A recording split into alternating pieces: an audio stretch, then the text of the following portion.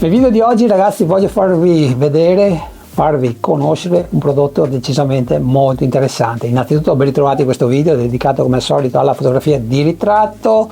Allora, so che non è la scoperta dell'acqua calda il prodotto che ti farò vedere oggi, molti di voi già lo utilizzano da molto tempo, però dal momento che il mio si è rotto ho dovuto sostituirlo, ho ricomprato sempre il modello della Newer che adesso ti farò vedere e ho deciso di fare un video dedicato. Tranquillo, non è un video sponsorizzato, ti porto un prodotto che già ho utilizzato per molti anni e dal momento che mi sono trovato bene ho detto facciamo un video, facciamo anche vedere l'utilizzo, come si monta, come si chiude, insomma queste cose qua, e colgo anche l'occasione per raccomandare questo camerino, questo spogliatoio a tutti i fotografi che si occupano proprio di fotografia di ritratto.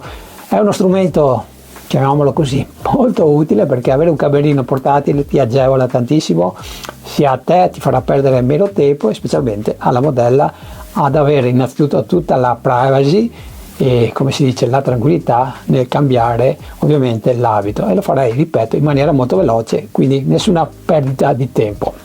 Ok ragazzi, questo è il modello della Newer che ti dicevo ho già provato in precedenza.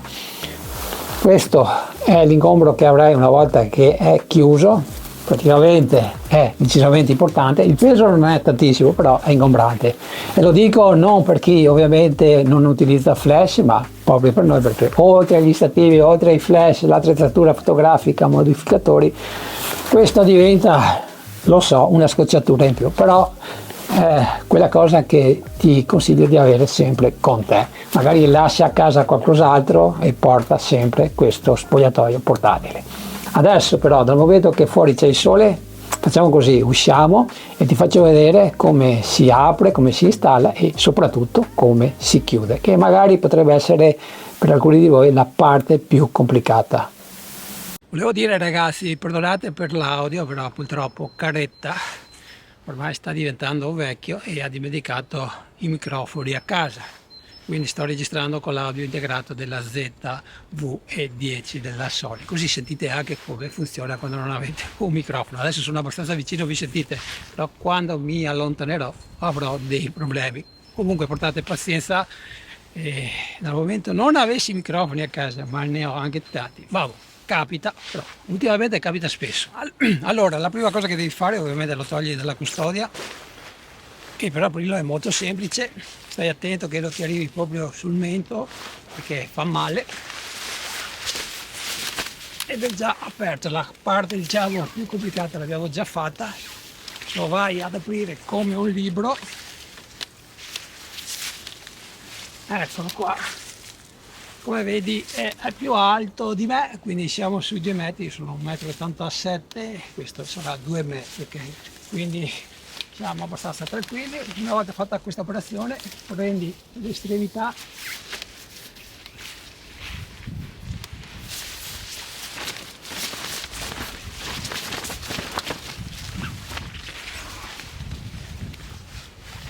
come vedi.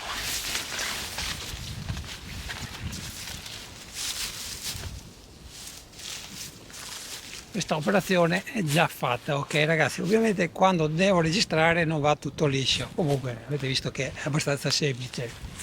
Abbiamo una zip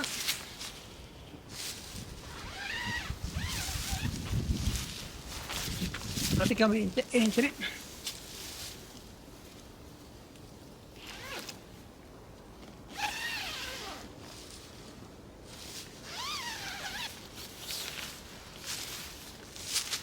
e come vedi è decisamente un accessorio decisamente molto utile, avrai tutta la privacy per la tua modella.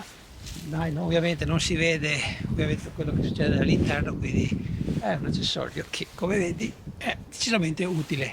Però vediamo adesso l'operazione un po' più complicata, cioè la chiusura. Per chiuderlo dobbiamo fare praticamente quello che abbiamo fatto praticamente all'incontrario per averlo aperto, ok ragazzi? Allora, innanzitutto chiudi la serrera,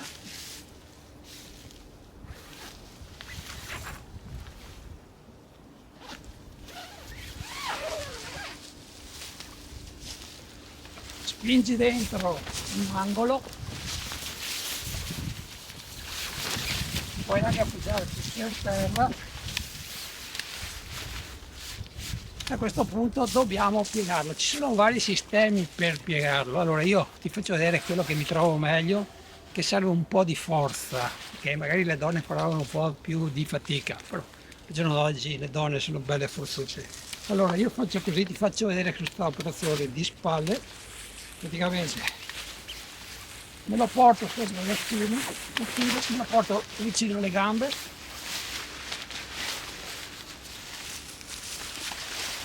e praticamente abbiamo chiuso. Ok ragazzi, l'altro sistema per chiudere, che io non utilizzo quasi mai perché mi trovo meglio proprio quello che ti ho appena fatto vedere, è quello di appoggiare per terra la parte superiore, vedete dove è aperta, vai a spingere la parte posteriore verso la parte inferiore, fai una forma di archetto, spingi un lato, fai un cerchio e dopo chiudi con l'altro. E come vedi è un'operazione molto veloce anche questa. Dopo ovviamente fai delle prove e vedi con quale ti trovi meglio. Nella parte sottostante, praticamente la base che appoggia proprio nel terreno, abbiamo anche questi pezzi di nylon che ti consentono proprio di ancorare lo spogliatoio in caso di vento. Ci metti magari una pietra, un peso che ovviamente ti evita di far volare via lo spogliatoio. Bene ragazzi, allora sono appena rientrato, sto iniziando a editare questo video che stai guardando e ho osservato due aspetti che ovviamente voglio chiarire. Partiamo dall'altezza, aspetto molto importante anche perché ragazzi al giorno d'oggi ci sono modelle molto alte, 1,90 m, 1,95 m, capita raramente ma può succedere. Perché dico questo? Perché nella descrizione che ho appena letto proprio qui su Amazon dice altezza 1,83 m e non mi risulta affatto, anche perché non ci sono altri modelli della Neewer, penso di non sbagliarmi, e come avete visto proprio dal video io ti garantisco innanzitutto che sono alto 1,87 m e questo spogliatoio è più alto di me, ok? Quindi raggiunge tranquillamente il 1,90 m. Adesso non voglio scendere giù in auto per verificare il centimetro esatto, ripeto 1,90 m li raggiunge. Se abbiamo modelle più alte di 1,90 m, dal momento che la parte superiore è aperta praticamente starà fuori solo con i capelli, quindi problemi zero. Parliamo adesso di prezzi. Allora, innanzitutto non è un video sponsorizzato, io ti ho portato il prodotto della Neewer perché l'ho avuto anche in precedenza, mi sono trovato bene. La durata innanzitutto dipende da come andrai a chiudere questo prodotto, ovviamente più chiudiamo, apriamo, ovviamente l'usura aumenta, però ti posso garantire che in tantissimi anni di utilizzo, tantissimi shooting, il suo lavoro lo ha fatto, ok ragazzi.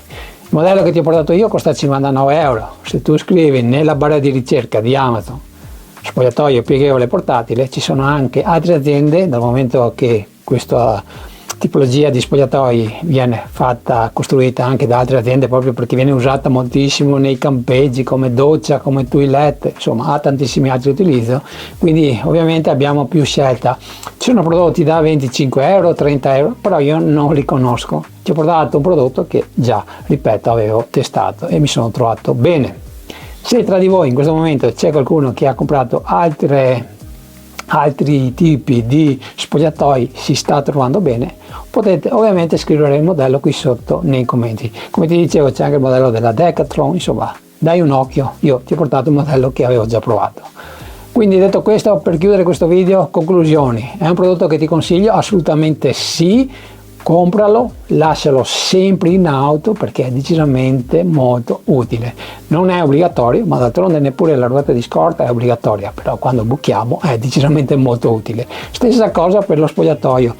Innanzitutto ti velocizza il lavoro, la modella si cambia di abito in modo decisamente più veloce e avrai ovviamente le condizioni in tutte le situazioni per, come si dice, agevolare proprio la modella che stai fotografando. Ok ragazzi, spero di essere stato chiaro. Come al solito, se avete domande vi aspetto qui sotto nei commenti e io ti do appuntamento al prossimo video. Ciao e alla prossima.